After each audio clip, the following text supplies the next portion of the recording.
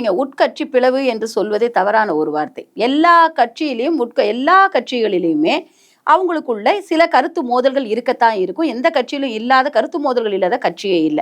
அதனால இந்த கட்சியில கருத்து மோதல்கள் இருப்பதாக இவர்களே உண்டாக்கின ஒரு விஷயம் தானே ஒழிய, கட்சியில உட்கட்சியில இவ்வளவு பெரிய பிரிவு, மோதல், நீங்க சொல்ற மாரி பிளவுகள் எல்லாம் இருந்தால், இப்படிப்பட்ட ஒரு நடைப்பயணத்தை மிக சிறப்பாக வழிநடத்தி சென்று கொண்டிருக்க முடியாது. முதல் விஷயம். உட்கட்சி பிளவு என்பது பிறரால், அதிமுகவினுடைய எழுச்சியை பொறுத்து கொள்ள முடியாத சிலரால் உண்டாக்கப்படுகின்ற ஒரு அதாவது பொய்யான ஒரு நரேட்டிவ் செட் தான். அப்படிதான் நான் நினைக்கிறேனே ஒழிய, இது அதற்காக அவர்கள் ஆட்களை பர்ச்சேஸ் பண்றாங்க. இப்படிதான் நடக்குது. இப்போ என்னமோ சொல்றாங்க உட்கட்சி பிளவு, அண்ணன் எடப்பாடியார் அவர்களுக்கு எதிரான ஒரு மக்கள் நிக்கிறாங்க. அப்படிலாம் எதுவுமே இல்லை. கட்சி வலுவாக இருக்கிறது, கட்சி பலமாக இருக்கிறது, கட்சி ஒற்றுமையாக இருக்கிறதுல எந்த பிரச்சனையுமே இல்லை.